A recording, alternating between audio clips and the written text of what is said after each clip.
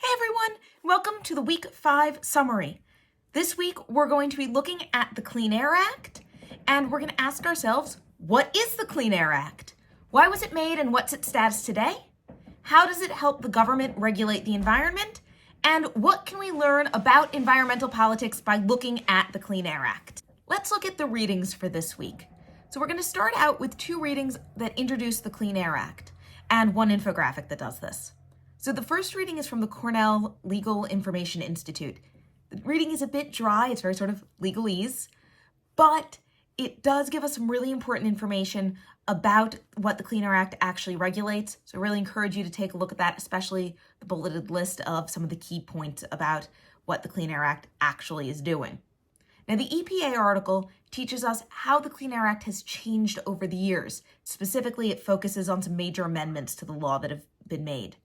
And the infographic then places the Clean Air Act and these amendments in a larger historical context, showing us the timing of the amendments that are discussed in that EPA article, as well as other major clean air-related policies and events. And one of the events it mentions is the deadly Donora, Pennsylvania smog incident. And this incident is actually discussed in that Khan Academy video I assign as well. And in that video, they tell this story to sort of set out what they're going to talk about. Now, it's important to note that this video is from an environmental science class, not an environmental politics class. So it's going to focus on things a little bit differently than we do. But it gives us some really good information and really helps give a visual for that Donora smog incident so that we can understand why this actually prompted action. And that's a point that they make in passing, but is worth dwelling on for our purposes. This incident was a crisis. It caused actual deaths. So people reacted. Policymakers responded. Things got done. And that is often the case, that policy is spurred on by a crisis. Why is that? Well, because there's a lot to do. The government has a lot of things to make policy about. So oftentimes we need a crisis to sort of focus people on, whatever policies we have that exist are not doing enough. We've got to respond now. So these single moments of crisis, like the Donora smog, help focus attention on the issue and make us realize that maybe the policy that exists isn't enough or isn't right anymore. Now, the video then moves on, talks a little bit about what was happening, and it talks about some solutions. Now, the solutions it mentions for helping improve air quality, oftentimes what it's focusing on is individual level solutions. But of course, what we would really be looking at in our class are big policy level solutions. So why do I assign this if it's only looking at individual level solutions? Well, maybe because it's actually hard to make big policy level solutions when there isn't a crisis like the Donora crisis anymore. And it also does tell us that individuals can still act. And we're going to look a little bit more at individual solutions later today. So after this, we turn to a much more recent crisis. So we turn from this historical crisis in Donora to a current crisis. Now, the smoke from the Canadian wildfires that New York City experienced in June 2023. And this article in the New York Times reports on a study that was done that actually shows that because this and several other wildfires, air quality has stagnated or even decreased in much of the continental US. So for example, in New York, where policies were in place, mainly under the Clean Air Act and its amendments, that were improving air quality in New York, all of a sudden air quality has stopped improving. And that's really because of all the smoke from these wildfires. And that has happened in other states as well. And in fact, in 8 states, according to the study that the article is discussing, air quality has actually declined because of this wildfire smoke. So this might represent a flaw in the Clean Air Act, right? Because the Clean Air Act sort of couldn't take into account these big environmental disasters that were happening, these big wildfires. It couldn't predict them. So now measures that were in place under it that were improving air quality aren't enough anymore. So it couldn't react to this. Is that a big flaw in the Clean Air Act? Or is it just sometimes big things happen, right? So we can see that maybe changing circumstances mean that policies need to be rethought, and maybe they even sort of illustrate holes in policies, as we will to an extent see next week as well when we talk about the Clean Water Act. Now,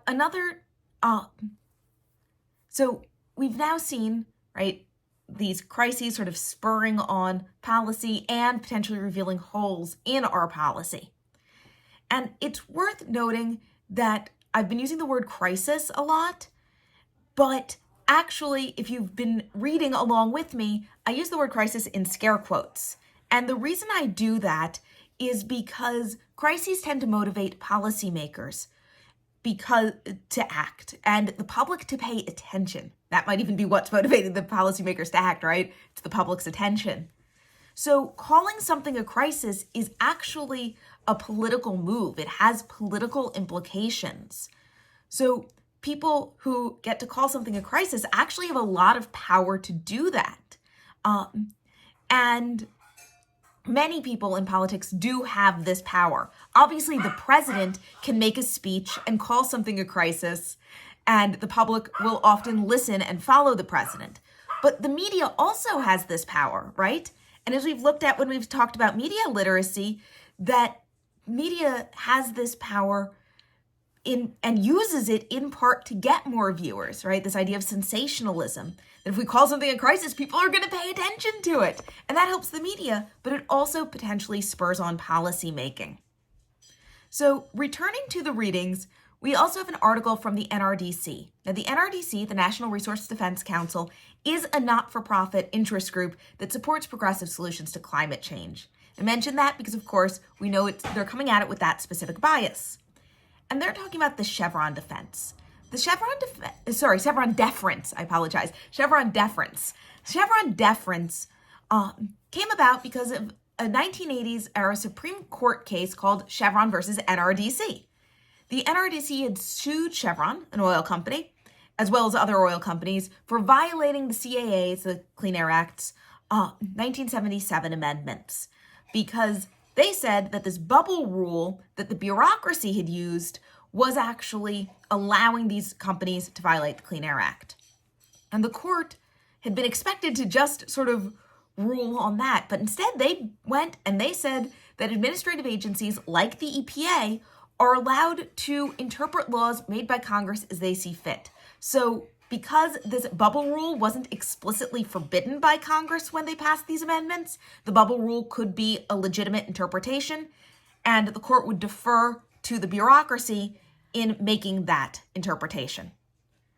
Now, this is an interesting ruling because it actually very much limits the influence of the court in environmental politics, and it limits the influence of these unelected judges and enhances the influence of bureaucrats who are generally at least more accountable than judges. But it can be seen as upsetting the traditional balance of power in which the judicial branch is actually entrusted with the interpretation of laws. So they've said, we actually don't have this power. We're leaving it to these bureaucratic agencies, which seems to disrupt the balance of power, but might possibly make this interpretation more accountable. So it's a kind of interesting ruling in that way. And this Chevron deference, where the court is giving deference to the executive agencies, allowed the EPA in this case to allow more pollution. But it has generally been used in the long run actually to increase environmental protection measures. Now, the major questions doctrine established in West Virginia versus EPA, which is what we looked at last week, that seems to be going in and replacing Chevron deference. So it may be allowing the court to take back more of their interpretive powers in this field. Now, there are also several optional questions in readings and videos, including one about a German-based company creating innovative solutions for cleaning air in cities. And while the video doesn't note this, they've received a lot of funding from the German government and from the European government, so the EU government. Now, there's also an article of an overlooked aspect of clean air inside public places. So in the case of this article, it's air inside schools. And finally, there's a short article about a recent EPA action against eBay under the Clean Air Act. So that was interesting because you wouldn't expect eBay to be involved in the Clean Air Act very much. So those are our readings for this week. And now we have our key takeaways. So what are the big takeaways this week? Well, first, that policymaking is hard, but big environmental policies have been made and they have lasted. Of course, how well they have lasted is actually an open question, especially as the climate continues to change. Crises can motivate policy, but who says something is a crisis? Maybe who says something is a crisis is actually a political choice. Now, interest groups and the public can play a role in environmental politics, but government still has most of the power to make and to fund big changes. Oftentimes, even when interest groups or the public are playing a role, they are doing so because the government has funded that role or has encouraged it through open policymaking. The Supreme Court's role in environmental politics is changing, and it is becoming somewhat more active. And that's our week on our first case study on the Clean Air Act and how it can help us understand environmental politics.